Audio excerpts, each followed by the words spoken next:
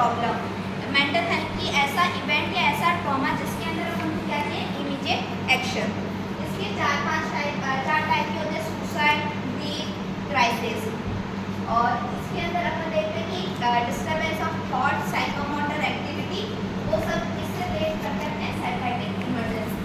तो अब इसी का ही पार्ट होता है क्राइसिस। तो अपन देखते हैं क्राइसिस क्या होता है।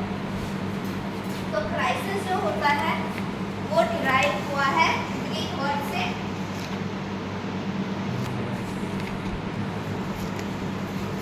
क्राइसिस, जिसका मतलब होता है डेंजर।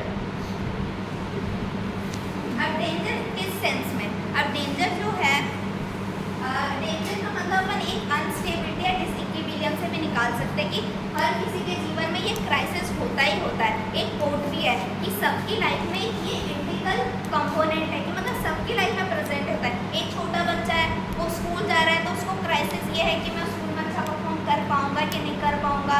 अपने पेरेंट्स की तरफ से उसे प्रेशर रहता है। फिर थोड़ा बड़ा होता है, प्यूबर्टी में आता है, तब उसे क्राइसिस रहता है। इंटरनल थॉट्स रहते हैं कि उसकी बॉडी में चेंजेस आ रहे हैं, उसके एनवायरनमेंट में क्या चेंजेस आ रहे हैं, ये सब उसको मतलब कि मेंटली इफेक्ट करते हैं। उसके बाद थोड़ा बड़ा होता है तो करियर का उसे क्राइसिस रहता है कि करियर में आगे क्या करेगा।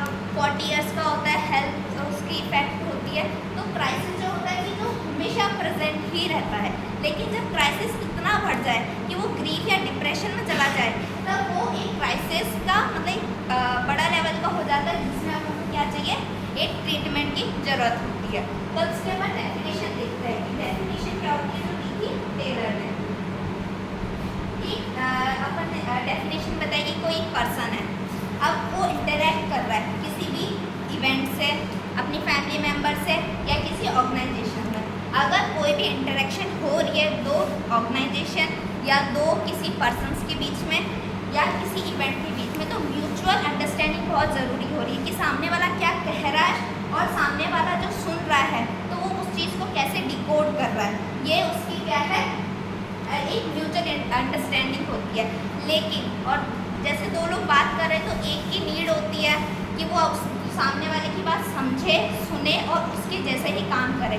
लेकिन जब एक पर्सन ये काम नहीं कर पाता, उस इंटरेक्शन का मतलब नहीं निकाल पाता, या वो उस जो सोसाइटी की डिमांड है उस डिमांड को जब पूरी नहीं कर पाता है, तब एक स्टेट आती है डिसइक्विलिब्रियम, अनस्टेबिलिटी। और उसी अनस्टेबिलिटी और डिसइक्विलिब्रियम को अपन कहते हैं क्राइसिस।